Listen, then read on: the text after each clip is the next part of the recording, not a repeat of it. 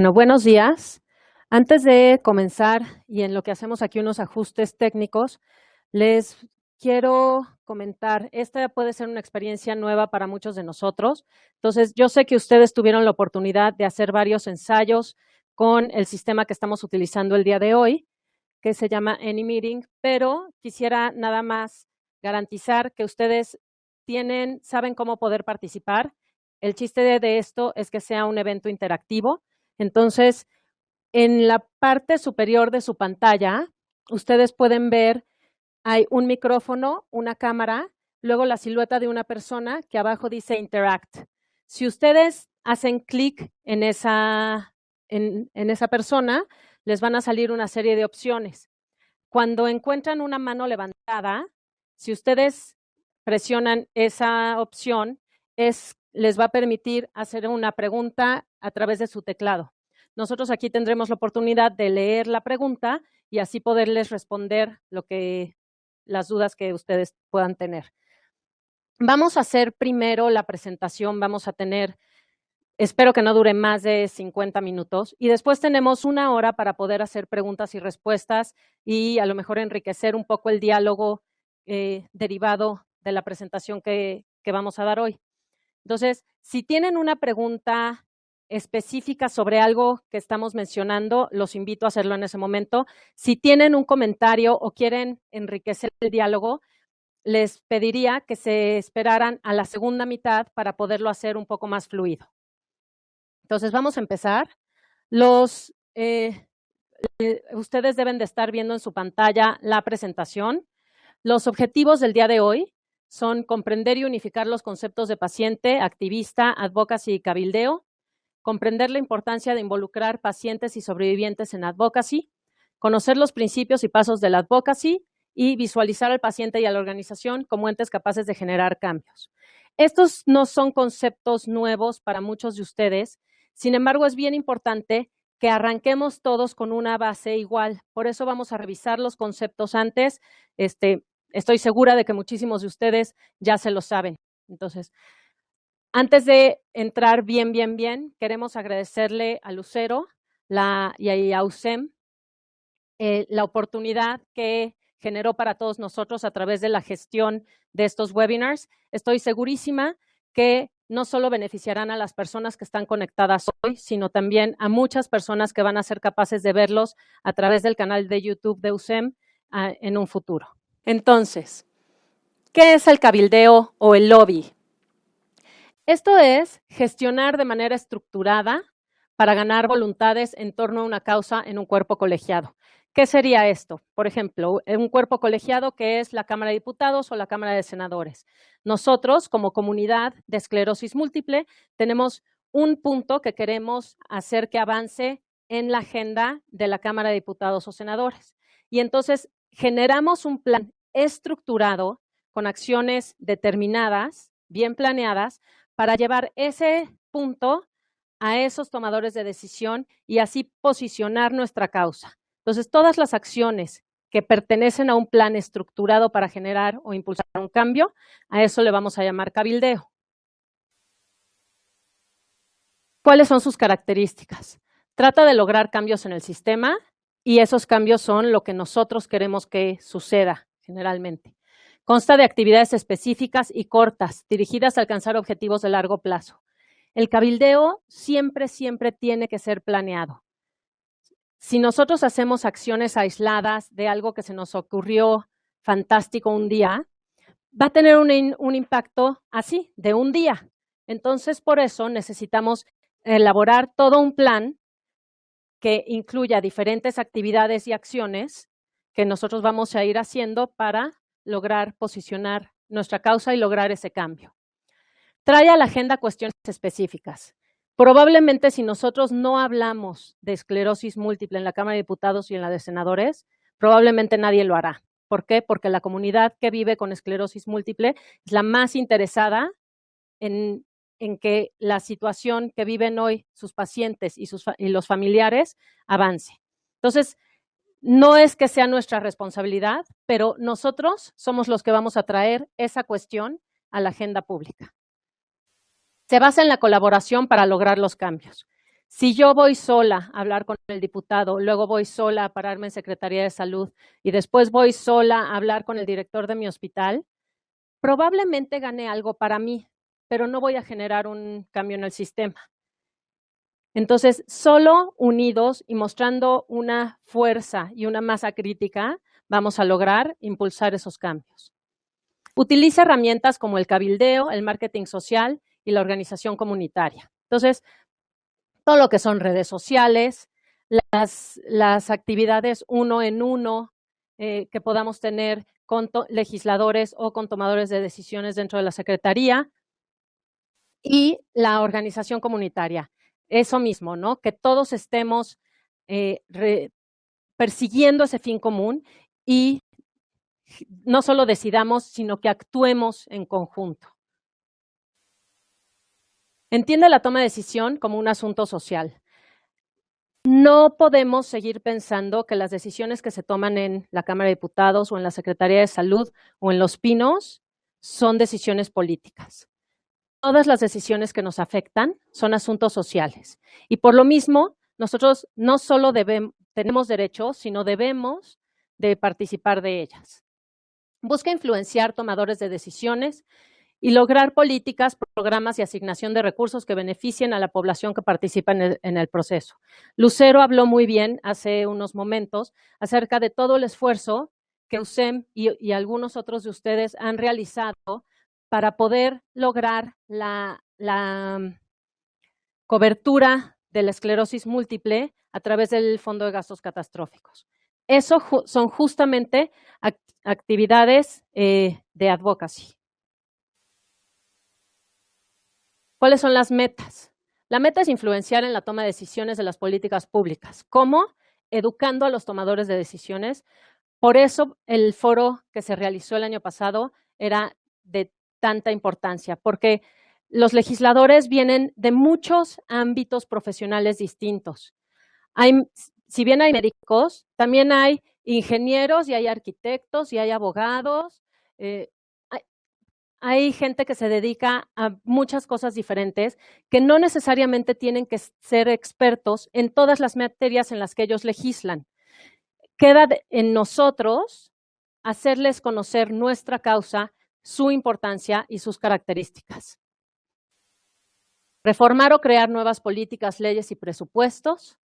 Crear procesos, procedimientos y estructuras verificables y sancionables. No solo nos alcanza con que ellos digan que ya lo van a cubrir.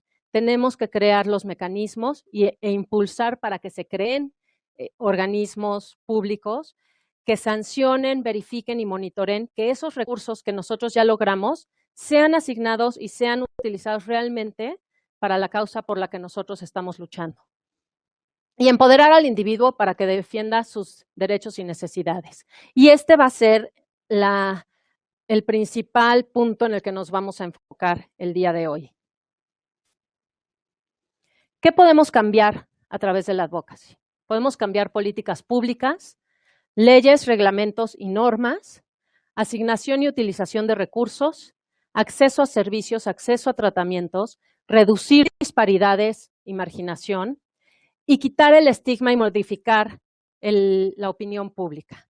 Esto es bien importante porque si bien necesitamos que las políticas públicas existan, que existan los presupuestos asignados, que existan, también nos interesa que empiecen a tratar a todos los seres humanos, vivan con la condición que vivan, con dignidad y con apertura y generando cada día una mejor calidad de vida para ellos. Entonces, no podemos dejar de lado, cuando nosotros hablamos de asignación de presupuestos, de atención, de acceso, no podemos dejar de lado la parte de quitar el estigma y quitar la marginación derivadas de la discapacidad o de cualquier asunto derivado o complicación de la enfermedad. Vamos a ver esto, yo sé que para muchos va a ser aburridísimo, pero es bien importante que lo conozcamos, porque al final del día lo que nosotros vamos a estar haciendo es tratar de impactar en el marco legal y presupuestario que engloba la esclerosis múltiple. Y si no sabemos cuál es ese marco y de dónde viene, va a ser bien difícil poder modificarlo. Entonces, nosotros partimos de que en 48 se emite la Declaración Universal de los Derechos Humanos, ¿no? Y esa reconoce que toda persona tiene derecho a un nivel de vida adecuado que garantice para sí y su familia la salud y el bienestar, y en especial la alimentación, el vestido, la vivienda y la asistencia médica y de los servicios sociales necesarios. Esta declaración viene del 48, que es el final, como toda la época de la posguerra, en donde había infinitas carencias, pero también se cometieron muchas violaciones a la vida humana a través de experimentos y ensayos médicos. Y de ahí viene un poco que haya surgido esta declaración de manera universal, global, porque en esa época, aunque hoy todo es global, en esa época era difícil ponernos de acuerdo.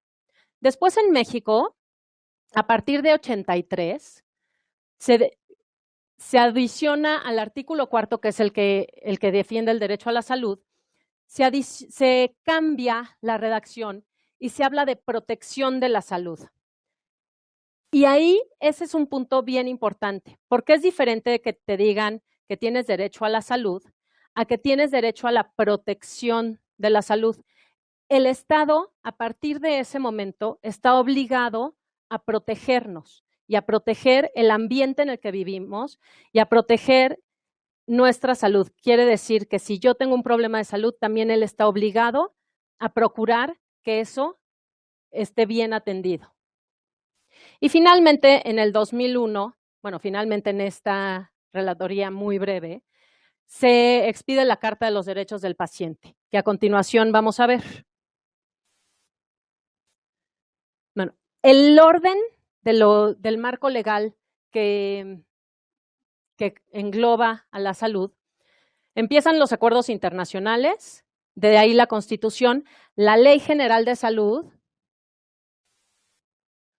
la Ley de los Derechos Humanos, la Ley Federal para prevenir y eliminar la discriminación, la Ley de Adquisiciones, Arrendamientos y Servicios del Sector Público. Muchos de ustedes saben que esta fue modificada y ahora, por ejemplo, las compras de medicamentos se hacen de forma consolidada, que quiere decir que las hacen todas las instituciones juntas.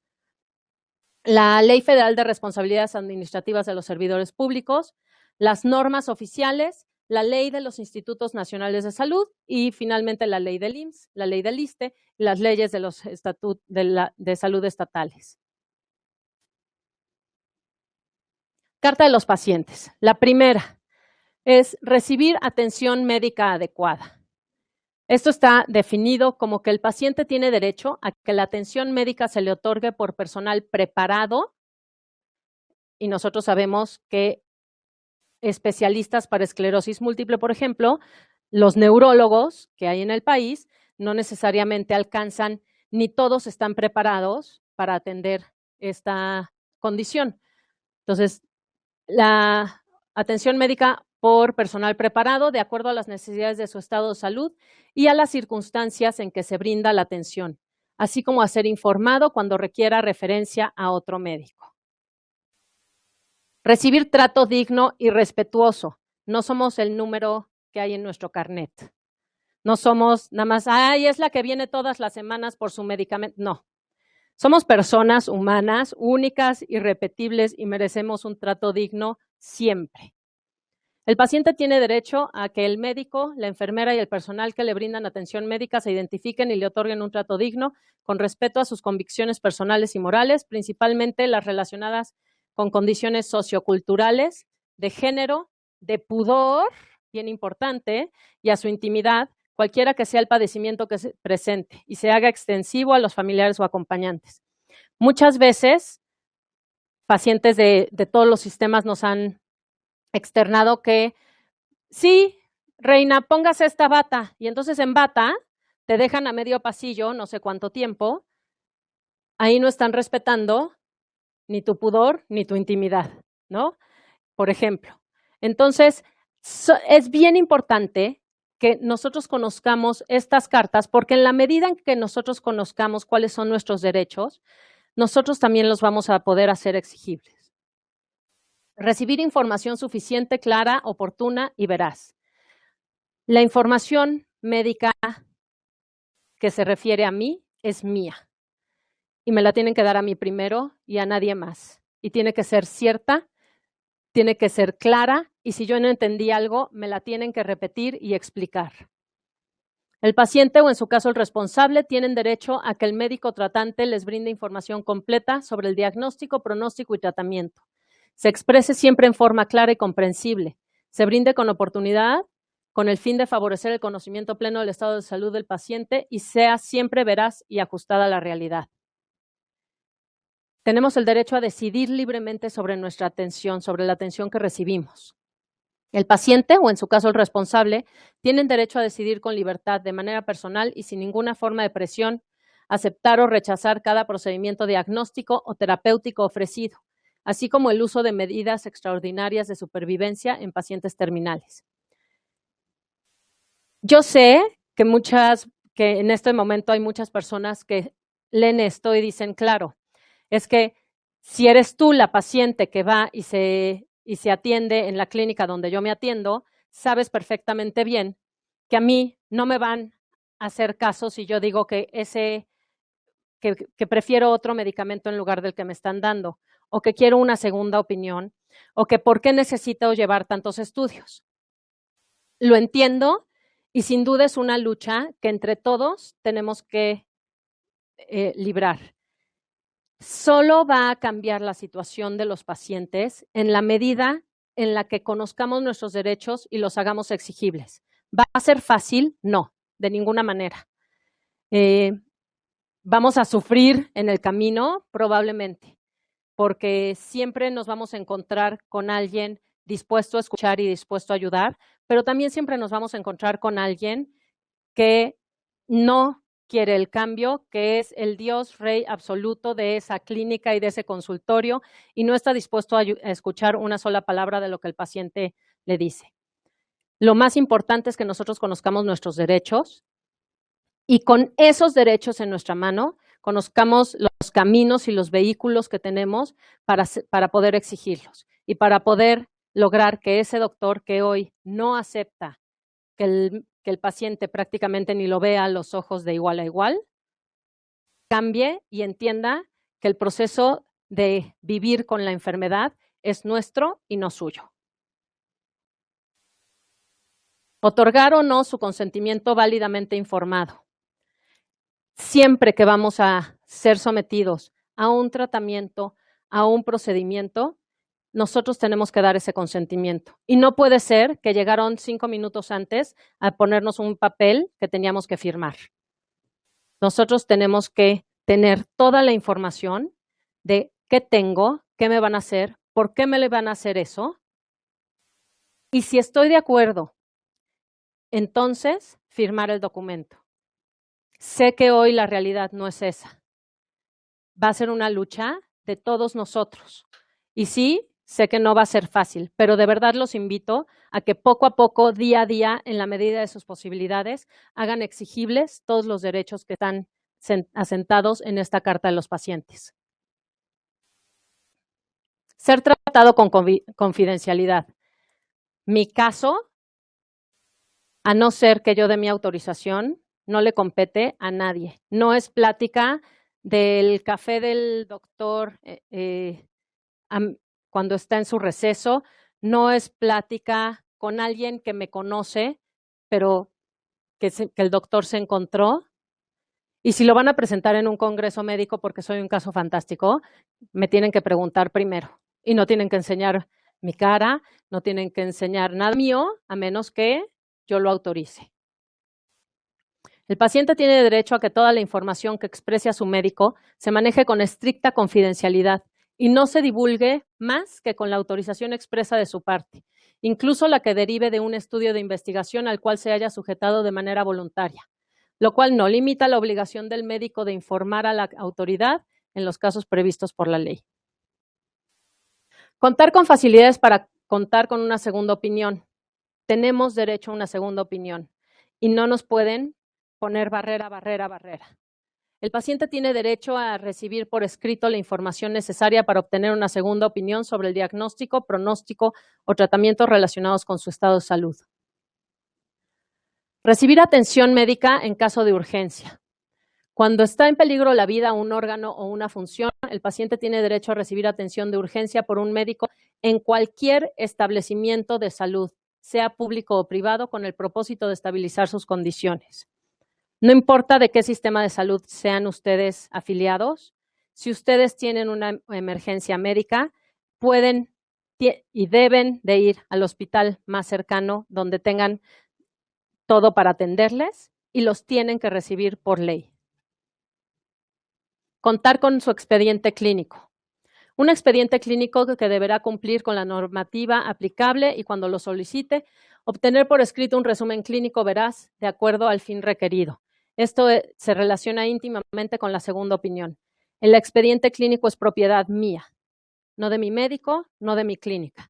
Y en cualquier momento que yo lo solicite, ellos están en la obligación de darme una copia.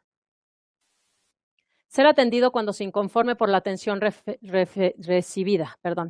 El paciente tiene derecho a recibir respuesta por la instancia correspondiente cuando se inconforme por la atención médica recibida de servidores públicos o privados. Acabamos de tener el dolorosísimo caso del niño al que extirparon un ojo sano en una clínica del IMSS, por ejemplo. La opinión pública, yo creo que somos muy rápidos en juzgar y nosotros teníamos el juicio elaborado al siguiente día de que oímos la noticia. Sin embargo, esos casos, aunque no queremos que todos los casos sean públicos de esa manera y esperemos no ver tragedias de esa magnitud todos los días, esos casos que se ventilan nos recuerdan que hay instancias a las que nosotros podemos y debemos de acudir para buscar una solución ante una mala práctica médica. Ahora, todo derecho conlleva obligaciones. Y nosotros como pacientes que vivimos con una enfermedad, también tenemos obligaciones. Y como beneficiarios del sistema de salud público, también tenemos obligaciones. ¿Cuáles son? 1. Adoptar conductas de promoción de la salud y prevención de enfermedades. 2. Hacer uso de la credencial que los acredite como beneficiarios como documento de naturaleza personal e intransferible y presentarla siempre que se requieran en los servicios de salud. 3. Informarse sobre los procedimientos que rigen el funcionamiento de los establecimientos para el acceso y servicios de atención médica. 4. Colaborar con el equipo de salud, informando verazmente y con exactitud sobre sus antecedentes, necesidades y problemas de salud. Siempre, si nosotros queremos recibir una atención de calidad, también tenemos que ser pacientes de calidad. No podemos esconderle nada a los médicos que pueda estar influenciando la condición con la que vivo. Cumplir las recomendaciones, prescripciones, tratamiento o procedimiento general al que haya aceptado someterse e informarse acerca de los riesgos y alternativas de los procedimientos terapéuticos y quirúrgicos que se le indiquen o apliquen, así como de los procedimientos de consultas y quejas. Es bien importante que si nosotros nos vamos a someter a un tratamiento, nos apeguemos a él. Yo no puedo cumplir con mi tratamiento 3 semanas sí, una no, luego 2 sí, luego una no, luego, ¿no? Y no me puedo alimentar bien una semana sí, luego pues ya me salí de mi régimen, porque todo eso va a ser en detrimento mío y de mi salud. Y yo tengo también una corresponsabilidad en ese proceso de sanación que estoy llevando junto con mi médico para yo poner todo de mi parte y ser un paciente responsable y ser un paciente activo para que lo que los médicos decidan y hagan también sea aprovechado al máximo por nuestros organismos. Cubrir oportunamente las cuotas familiares y reguladoras que en su caso se les fijen. Dar un trato respetuoso al personal médico, auxiliar y administrativo de los servicios de salud, así como a los otros usuarios y sus acompañantes. Cuidar las instalaciones de los establecimientos de salud y colaborar en su mantenimiento. Hacer uso responsable de los servicios de salud y proporcionar de manera fidedigna la información necesaria para documentar su incorporación al sistema de protección social en salud y para definición del monto a pagar por concepto de cuota familiar. Tenemos que ser buenos ciudadanos y como buenos ciudadanos tenemos que asumir nuestras obligaciones, respetar al prójimo y respetar los derechos y obligaciones que me tocan a mí, que a lo mejor pueden ser diferentes al de junto. Tristemente, muchas veces en nuestros países existe una conducta de tratar de ir siempre un paso adelante y ver por dónde me salgo de ciertas obligaciones. Así como queremos generar cambios para que mejore la atención, así nosotros también tenemos que ser pacientes y familias incorporadas de calidad. Ok, ¿qué es el derecho a la salud para la Organización Mundial de la Salud?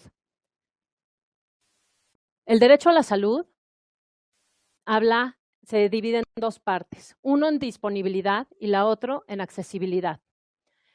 En cuestión de disponibilidad, se deberá contar con un número suficiente de establecimientos, bienes y servicios públicos de salud, así como de programas de salud.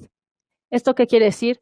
Que nuestros gobiernos, por haber firmado y por ser parte de esta comunidad internacional, que es la Organización de las Naciones Unidas y la Organización Mundial de la Salud a su vez, se tomaron la obligación de contar con suficientes establecimientos y suficientes bienes y servicios públicos.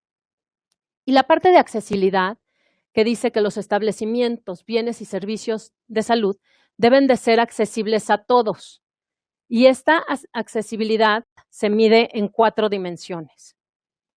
La no discriminación, la accesibilidad física, la accesibilidad económica o asequibilidad y el acceso a la información.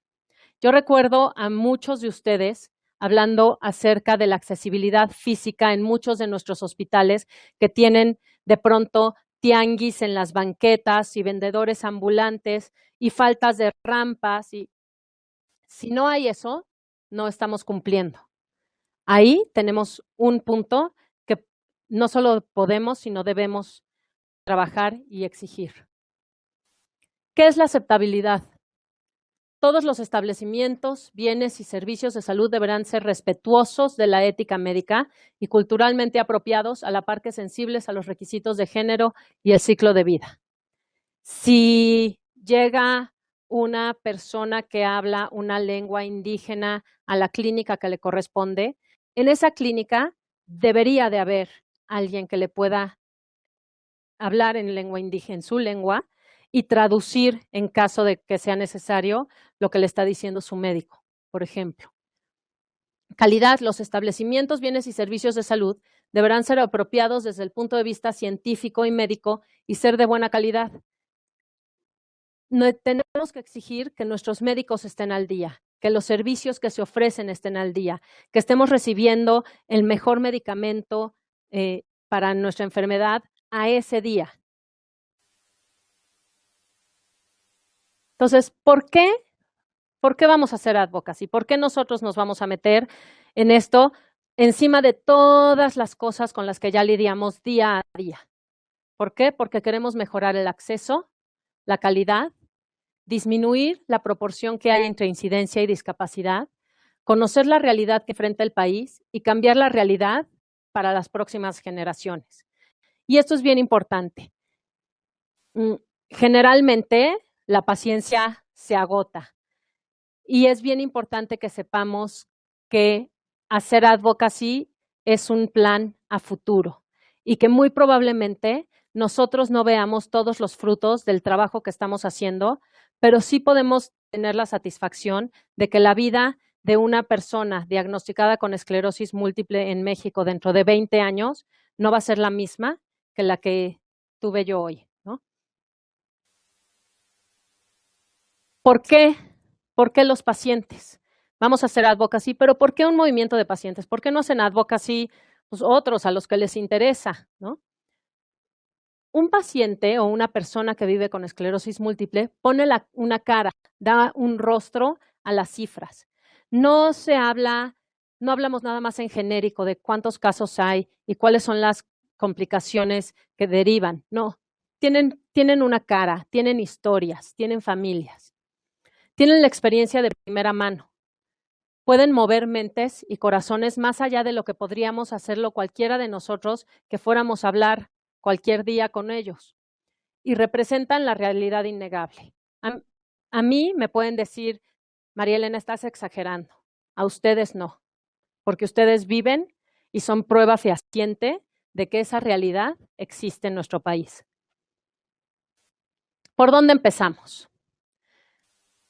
Lo que nosotros creemos y por lo que Lucero y USEM nos invitaron el día de hoy aquí, es que hay que empezar por empoderar a pacientes y cuidadores, alzar la voz por sí mismos y los que los rodean. Eso estamos tratando de hacer hoy aquí con todos ustedes. Hay que conocer las leyes, las normas, los programas y los presupuestos que afectan al proceso. Si nosotros nada más queremos que cambie algo, pero no sabemos por qué ese algo es como es, ¿cómo lo vamos a cambiar? Necesitamos conocer cuál es el marco legal que lo regula. Necesitamos saber de dónde viene eso, cuáles son las razones por las cuales hoy la atención que yo recibo es como es. Una vez que lo conozco, lo puedo empezar a cambiar. Y tenemos que aprender a navegar el sistema. Tenemos que conocer a profundidad nuestro sistema de salud y el sistema al que nosotros estamos afiliados para poder navegarlo de manera adecuada y conocer todos los canales que hay para que el día que yo llego a la farmacia y me dicen no le puedo surtir su medicamento porque no hay, entonces yo pueda, en ese momento, yo tenga el conocimiento de la ley y diga, no, pero en la ley del IMSS dice que yo puedo subir con el director de compras y exigirle que me dé una nota para conseguir ese medicamento en una farmacia externa. Entonces, sí, en la medida en la que nosotros conocemos todos los recursos que hay en la ley, ese día podemos empezar a generar cambios. Ejemplos de cuestiones en las que podemos incidir y en las que la sociedad civil ha incidido y ejemplos de cómo ustedes también han participado. Este encabezado es viejo, pero lo puse con toda intención porque dice, Secretaría de Salud prevé reforma constitucional en salud en 2014. 2014 ya se pasó, estamos en 2015 y el encabezado hoy es el mismo. ¿Por qué no se dio ahí? ¿Habremos tenido algo que ver la sociedad civil para que eso no saliera tan rápido y tan sin participación ciudadana como parecía que iba a salir? Puede ser. Ahora, todavía no se promulga, todavía no se lleva a la Cámara, todavía no se vota. ¿Podemos todavía hacer algo? Yo creo que sí. Y estoy segura que muchos de ustedes no solo creen que pueda ser posible, sino que les gustaría participar en ese cambio. Este es otro ejemplo. Este es un ejemplo de un encabezado, un artículo, perdón, una nota que saqué, que habla de cómo USEM participó en el Senado de la República aquí está, durante un foro sobre la enfermedad realizado en el Senado de la República, la Organización Unidos contra la Esclerosis Múltiple, médicos del Hospital General de México, el IMSS, Pemex, señalaron los principales problemas que enfrentan médicos y pacientes. Esta es una nota del 27 de mayo del 2015 y es una nota que los invito, si no, a meterse, completísima, y muestra realmente un panorama, un breve panorama de lo que viven todos los pacientes con esclerosis múltiple en México de alguna manera y de la importancia que hay que la sociedad civil hable y que los pacientes hablen. Entonces, ¿por qué actuar hoy? Porque la Comisión de Salud del Senado no ha presentado ninguna iniciativa de ley. Sin embargo, ha presentado 5 puntos de acuerdo en los que exhortan al gobierno federal para mejorar la atención a los pacientes. ¿Qué quiere decir? El tema ya ha estado en las cámaras Si bien hoy estamos a punto de estrenar cámara nueva, es el mejor momento para llevarles esta historia de lo que hicieron sus antecesores y decirles, estoy seguro que tú lo puedes hacer mejor. ¿Qué puntos de acuerdo se presentaron? 1. Que se incluya la esclerosis múltiple en el Catálogo Universal de Servicios de Salud y el tratamiento para los enfermos de dicha enfermedad en el Fondo de Protección contra Gastos Catastróficos para que se realice un registro nacional de los enfermos con esclerosis múltiple. 2. Analizar la viabilidad costo-beneficio de incluir la esclerosis múltiple como una enfermedad de gasto catastrófico. 3. Fortalecer los programas para la detección y atención de los diferentes tipos de esclerosis. 4. Realizar un registro nacional de los pacientes con esclerosis múltiple diagnosticados en las diversas instituciones de salud y que se incluya en el catálogo de gastos catastróficos el tratamiento de enfermos con este mal. Y 5, considerar la esclerosis múltiple como una enfermedad de gasto catastrófico y sea incluido en el Seguro Popular. Si se fijan, de 5 puntos de acuerdo que se impulsaron en el Senado, 3 hablan prácticamente de lo mismo. ¿Por qué no hacerlo? ¿Por qué no convertirlo en una iniciativa de ley? ¿Qué los está frenando? ¿Qué les está faltando? A lo mejor lo que necesitan es un empujoncito nuestro y un poco de apoyo nuestro para poder dar ese brinco y traducir estos puntos de acuerdo realmente en una iniciativa de ley que plantee ya la asignación de presupuesto y que plantee un cambio en la política pública que hasta hoy se tiene. ¿Por qué actuar hoy? Necesitamos actuar hoy porque está en tus manos que estos puntos de acuerdo se presenten como iniciativas de ley. Necesitamos que actúes hoy porque está en tus manos que la voz del paciente con esclerosis múltiple sea escuchada. Necesitamos actuar hoy porque está en tus manos impulsar un cambio en la calidad, calidez y accesibilidad en la atención integral al paciente con esclerosis múltiple. Juntos, estamos seguros, la comunidad que vive con esclerosis múltiple puede generar el cambio y el momento es hoy y está en tus manos. Nosotros vamos a ser aquí los interlocutores para leer las preguntas que ustedes y los comentarios que ustedes han estado escribiendo y canalizarlos para que todos podamos participar. Entonces, tengo a Diana García que escribe que qué ocurre con la reforma. Tengo a varios que piden la diapositiva, con muchísimo gusto se las compartimos. A través de USEM, Lucero y Claudia pueden ponerse en contacto con ustedes y distribuirlas. ¿Qué ocurre con la reforma? Bueno, de la reforma han habido más mitos que realidades. ¿Qué ocurre con la reforma? La realidad es que no sabemos. ¿Por qué? Porque no se ha presentado como tal. ¿Qué ocurre con la reforma? Que muchos grupos de interés están tratando de crear movimientos en los cuales nos estemos jaloneando. Esa es mi opinión. Mi opinión es que tenemos que esperar a que de verdad se presente una iniciativa en la Cámara de Diputados, leerla con seriedad y una vez que esté presentada, hacer comentarios y hacer presencia. Si hay algo ahí que no querramos que suceda, levantar la voz, pero no perdernos ahorita en chismes y mitos y jaloneos de los cuales no hay ninguna certeza.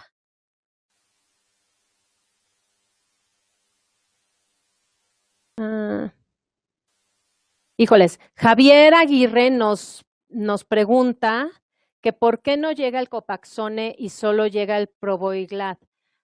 Me da muchísima pena, Javier, pero de medicamentos no podemos hablar porque primero no tengo el conocimiento acerca de cómo se decidieron los cuadros de medicamentos en cada una de las instituciones y por otro lado, no podemos nosotros hablar de medicamentos en general y de tratamientos.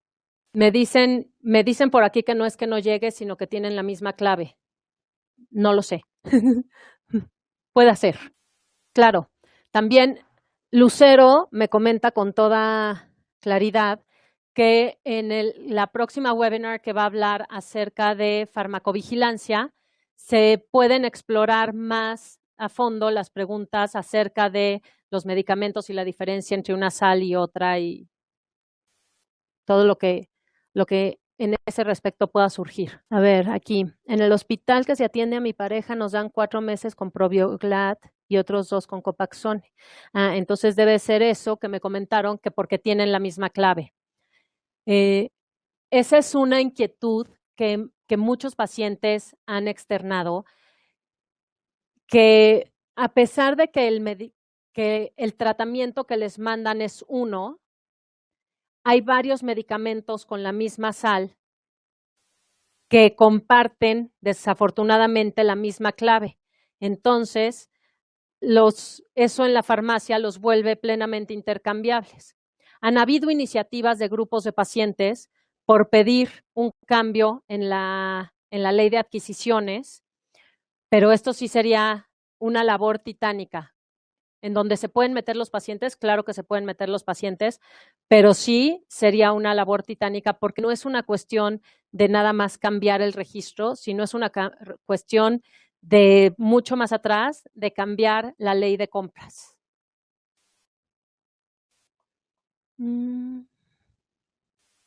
Saúl Trejo de México nos dice, ¿qué pasa cuando nos discriminan en el trabajo? De entrada, están violando la ley.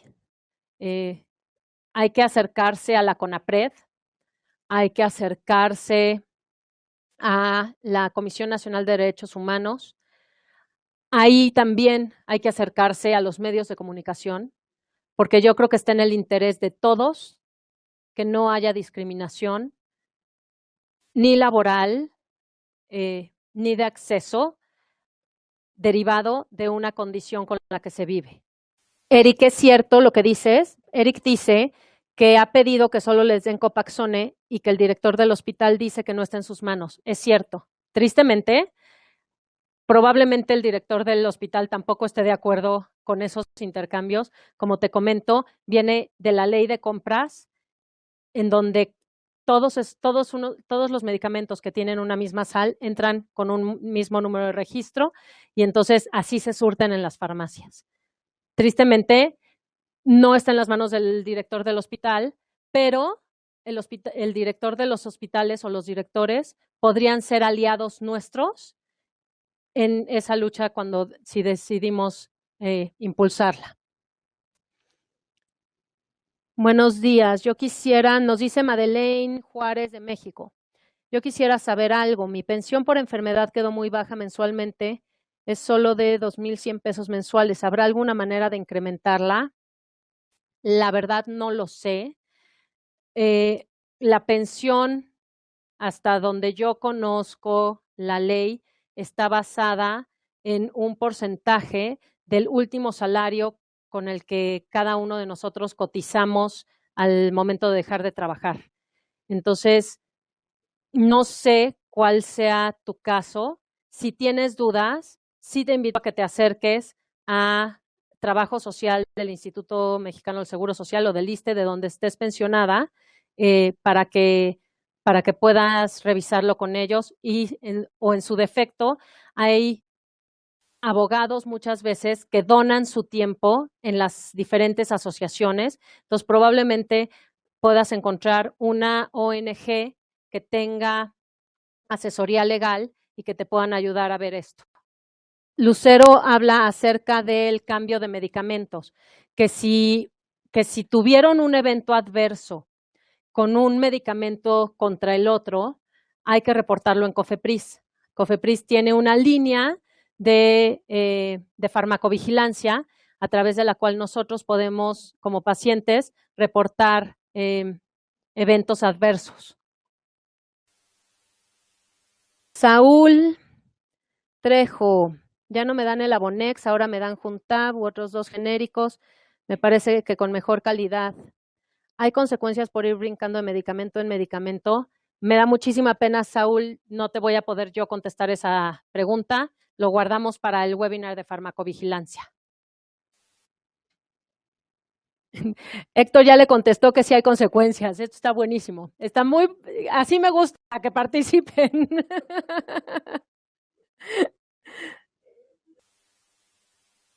Y Saúl ya le dio un contacto a Madeleine para que busque cómo solucionar su problema de pensión. Eric Escoto de México. ¿Qué hacer cuando los estudios como resonancia magnética, potenciales visuales y punción lumbar tardan mucho en realizarlos? Híjoles, ese es un tema bien fuerte porque a pesar de que por ley, en teoría, nos deberían de alcanzar los recursos y los servicios hospitalarios, la realidad de nuestro país es otra. La realidad es que muchos servicios están saturados. Para nuestros casos inmediatos, desafortunadamente, no podemos hacer mucho. Pero lo que sí podemos hacer es que los casos de la gente que va a estar en el mismo lugar en donde nosotros estamos parados hoy dentro de 15 años, no sea el mismo. Va a haber que crecer muchísimo la infraestructura, va a haber que hacer uso de infraestructura que ya existe y se va a tener que recomponer un poco la manera en la que funcionamos. Pero hasta que eso no pase, en el inmediato, tristemente, no hay nada que hacer.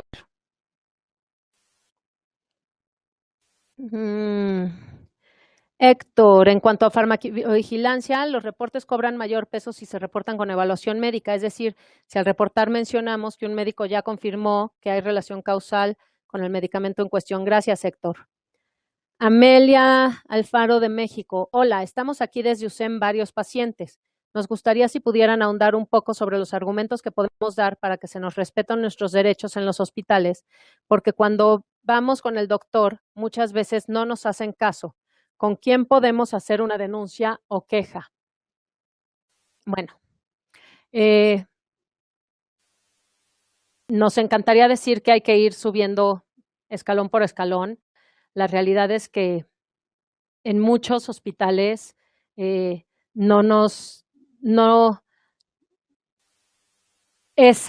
caminito no va a funcionar del todo bien.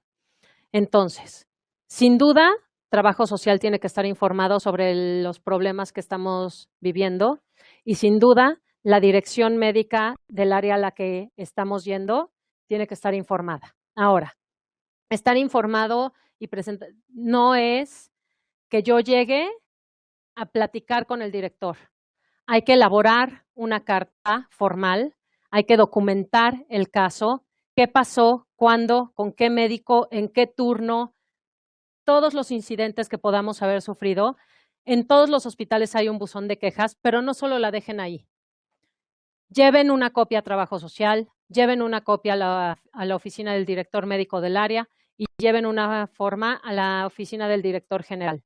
En cada oficina piden que les firmen un acuse de recibido, porque con eso ustedes están documentando que han ido poco a poco notificando a las autoridades del hospital que están recibiendo un maltrato o un trato deficiente en esa institución.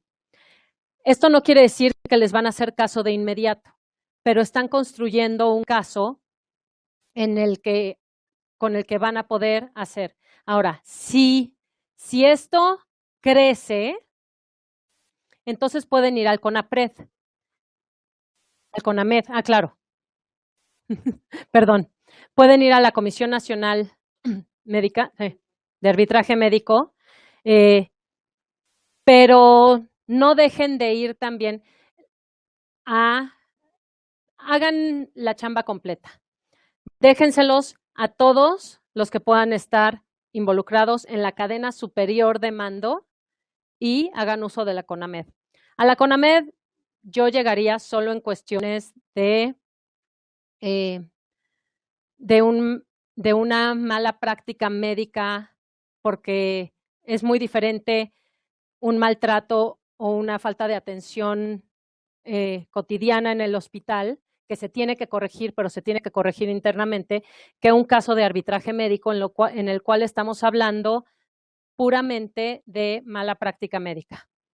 Y el que ustedes pidan el acuse de recibido es porque a esas quejas y a esas cartas que ustedes metan hay que darle seguimiento.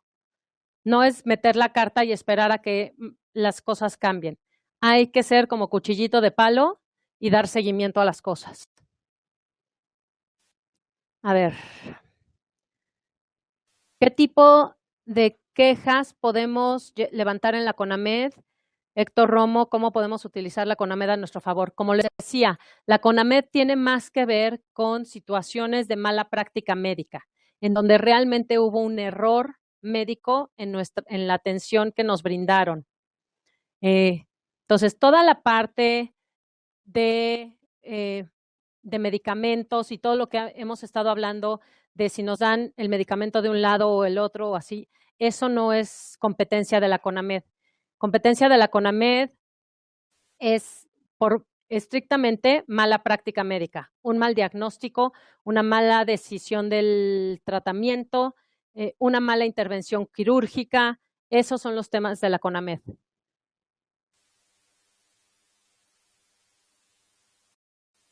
Diana García de Hermosillo. Hola, desde Sonora queremos saber qué caminos podríamos tomar para exigir derechos como pedir que nos entreguen de un solo tipo y marca de medicamento. Ya lo comentamos, desgraciadamente, hoy no existe un recurso para lograr eso, ya que todos los medicamentos de una misma sal están registrados con un mismo número. Entonces, no hay manera. Eso tendría que ser una reforma a la ley de adquisiciones. Y todas las preguntas que tengamos de medicamentos, los invito a hacerlas, a guardarlas y escriban las que se les ocurran saliendo de aquí para el webinar de septiembre con el médico que verá farmacovigilancia. Amelia Alfaro del DF. También nos preguntamos qué podemos hacer cuando llegamos a farmacia y nos dicen que no hay medicamento. Eso sí puedes. Si no hay medicamento en farmacia, está estipulado en la ley del IMSS y la del ISSSTE que tú tienes un recurso a través del cual vas directamente a compras y ellos están obligados a surtirte esa receta ahí o en otra farmacia. Pero o te dan una especie de cupón para que lo surtas en una farmacia externa que ellos te indiquen o te la surten ahí.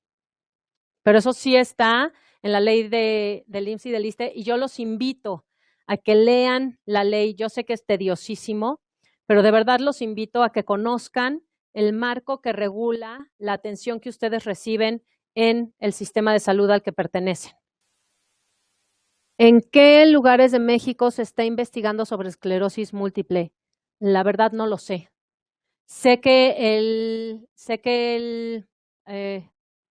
el Instituto Nacional de Neurología y Neurocirugía tiene un protocolo de investigación. Ese sí lo conozco, no sé en qué otros lugares. Me comentan aquí que en la UNAM y en el POLI. ¿Dónde podemos tomar terapias de rehabilitación física? A mí me afecta el sistema motriz. Yo te invito a que te acerques a las organizaciones que están cerca de ti. Veo que estás hablando de México, Saúl. No sé si estás en la Ciudad de México. Si estás en la Ciudad de México, te invitamos a que contactes a USEM. Si de otra manera, el sistema público de salud da 3 sesiones de rehabilitación para que los pacientes aprendan a hacer sus ejercicios y después los manda a su casa a hacerlo por la saturación tan grande que tiene. Entonces, tu mejor oportunidad de recibir terapia física fuera de los hospitales es con las asociaciones que hay alrededor de la República. Y Javier, gracias Javier que le recuperó USEM. Te recomiendo Mitla, parada de eje central. Cierto, en USEM nos dan rehabilitación física y neuronal, dice Diana. Entonces, bueno. Y es bien importante que ustedes como pacientes se mantengan comunicados Y un punto de encuentro importantísimo son estas asociaciones que con tanto esfuerzo y dedicación tienen sus puertas abiertas. Entonces, en cualquier estado de la República que ustedes se encuentren, acérquense a las organizaciones que tienen alrededor. En la Ciudad de México está USEM, que hace un gran trabajo. Si están ustedes en el interior de la República, acérquense en la página de AMEM, pueden encontrar un directorio de organizaciones, no de AMEM, de EMEX, perdón. En la página de EMEX pueden encontrar un directorio de organizaciones. Hay 28 organizaciones en el país, me comentan. Se me cayó una inyección. ¿Cómo puedo reponer mi tratamiento para completarlo? Saúl, no sé, me muero de la pena, pero no tengo la respuesta. ¿Algo más? ¿Dudas, comentarios, inquietudes? ¿Ya están listos para empezar a trabajar, a generar cambios? Dice Javier, gracias por este espacio. Gracias, USEM, por gestionar la posibilidad de encontrarnos con estos espacios. Y gracias a toda la comunidad que vive con esclerosis múltiple que hoy se conectó a participar en este espacio y abrirnos las puertas para platicar un poco. Exacto, Javier. Dice Javier que el cambio lo logramos si uno se lo propone. Ahora es no solo proponérselo, sino actuar y actuar de manera conjunta. Diana García, gracias por la información. Aquí está. Diana García, ¿cómo se puede empoderar al paciente comenzando desde el hogar? Diana, todo es información. La información es lo que nos va a dar el poder. Conocer los derechos, invitar a la familia de las personas que viven con esclerosis múltiple a que conozcan realmente qué pasa con la enfermedad, qué es la enfermedad, cómo se desarrolla, cuáles van siendo sus complicaciones, cómo funciona el sistema de salud al que ustedes o ese paciente está afiliado, cuál es el marco legal y cuáles son las limitaciones y las barreras con las que se encuentra día a día. En la medida en la que la familia esté informada, también va a estar empoderada y nos va a ayudar a luchar por esos cambios.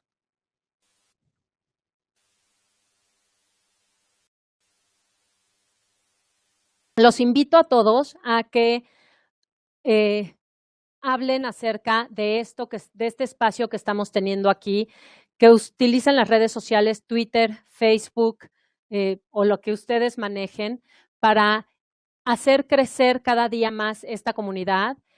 Queremos muchas más personas conectadas en el webinar de farmacovigilancia para cada día ir teniendo una voz más grande que al final de este viaje que estamos emprendiendo hoy podamos llegar con muchas firmas a la Cámara de Diputados, a la Cámara de Senadores a decir, aquí estamos todos juntos.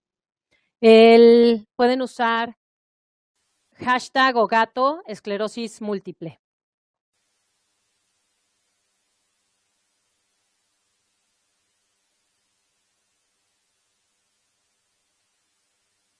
¿Dudas, comentarios? No sean tímidos.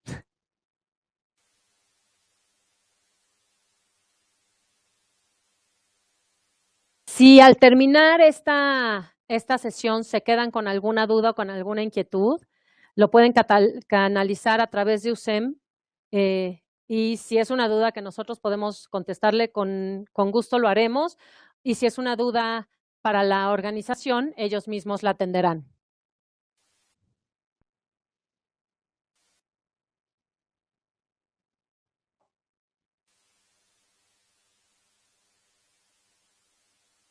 Javier Aguirre de México dice que la esclerosis múltiple es un nuevo estilo de vida, una nueva forma de vivir y son guerreros con la enfermedad, salen adelante de la mejor forma. Claro que sí, Javier. Esa es la actitud y con esa actitud van a tener una gran calidad de vida ustedes y van a poder impulsar los cambios para que todos los que viven con esclerosis múltiple y serán diagnosticados en un futuro tengan mejores servicios y mejor calidad de vida.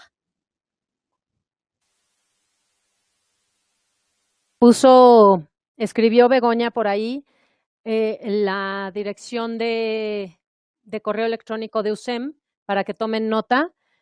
Es USEM, todo minúsculas, usem-pl@yahoo.com.mx.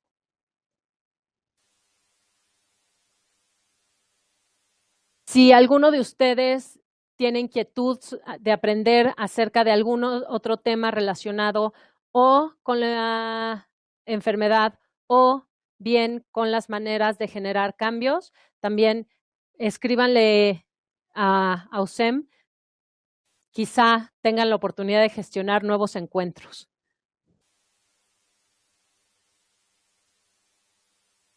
Dice Javier, desafortunadamente falta educación y cultura acerca de la enfermedad. Claro que sí, Javier, pero los pacientes y sus familiares y las organizaciones de la sociedad civil tienen en sus manos difundir esta enfermedad.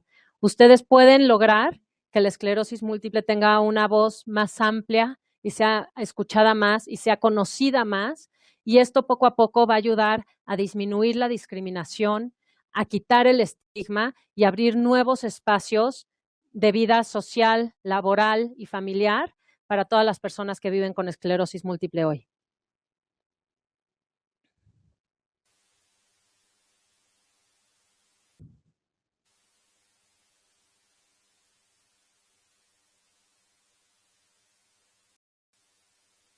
Dice Sandra, en ocasiones los pacientes o familiares por miedo no se informan, pero es importante informarse, pero importante saber acerca del padecimiento. El saber nos libera.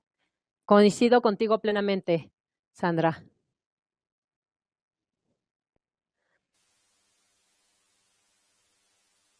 Aquí hay otra dirección para comunicarse a USEM, que es desarrolloinstitucional.usem.gmail.com.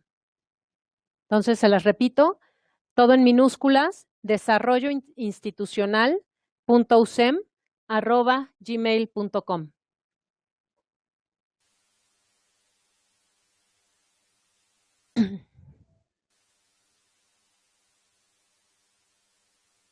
Pues ha sido un verdadero placer poder platicar con ustedes hoy.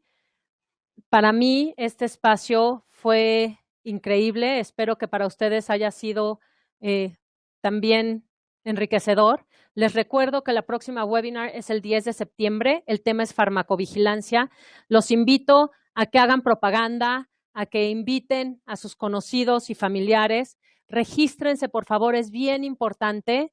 Y si tienen cualquier duda, comentario, algo en lo que podamos mejorar, por supuesto, todo comentario y toda crítica es bienvenida porque nos hará mejorar lo que hoy estamos haciendo.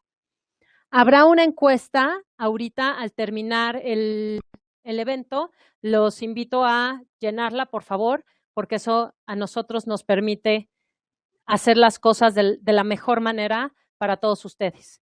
Muchísimas gracias a USEM nuevamente por gestionar este espacio y yo los dejo. Gracias por abrirme la pantalla de su computadora. Adiós.